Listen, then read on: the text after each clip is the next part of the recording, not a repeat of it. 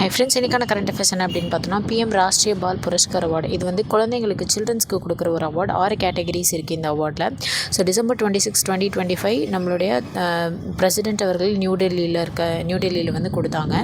First Bhagyalakshmi பிரகணிகா அப்படின்றவங்க வந்து செஸ்ஸில் வந்து அச்சீவ்மெண்ட் பண்ணியிருப்பாங்க. அடுத்து அஜய்ராஜ் அப்படிங்கிறவங்க உத்தரப்பிரதேசத்தை சேர்ந்தவங்க. அவங்க அப்பாவை வந்து crocodile அட்டாக்லேருந்து காப்பாற்றியிருப்பாங்க.